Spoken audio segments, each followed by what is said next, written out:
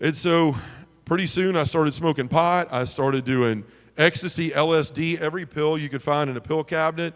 And then I made the mistake one day of doing the worst thing I'd ever done in my life, which was to try cocaine. So one day I was over at one of the guys' houses on a Sunday. We were watching NFL football. I hadn't gone to church that morning because I quit going. My life with Christ was nothing more than a prayer when I needed something. Jesus, I'm lonely, put a girl in my life. Jesus, I need this to happen, or I want this to go my way. Please make it happen. Treated Jesus like a genie in the bottle. Rub it and get my 3 wishes and then put him back in there and set him on the shelf. And so many of us, that's the way we treat God, is just this gift giver, right? And it's not a two-way relationship. And so I'm over there, and we're drinking all day and smoking out and doing all these things and cooking out and all those things. So about 5 or 6 in the afternoon, I realized I'm pretty drunk. And Memphis has never been the taxi capital of the world, and there wasn't Lyft or Uber or bird scooters, but we didn't have things like that.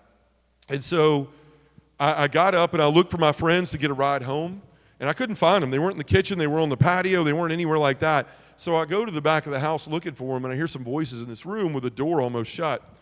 And I walk back there, open the door, and there are a bunch of them doing lines of cocaine on the top of this dresser. And I shut the door immediately. It was like, oh, man. Like, I've done all these other things, but, like, that's the one that everybody says if you start doing it, you're never going to get away from it, and you overdose and all these things. So I started to walk back to the front of the house, and one of the guys opened the door.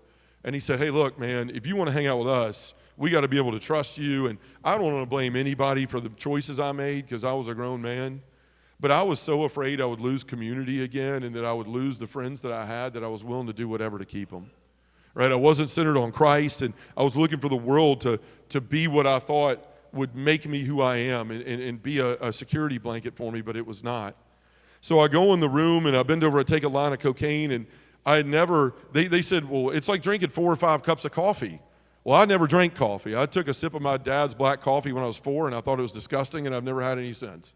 But I never had tried it, so other than that. So I didn't know what they meant. I took it, and all of a sudden it felt like my heart was going to blow out of my chest.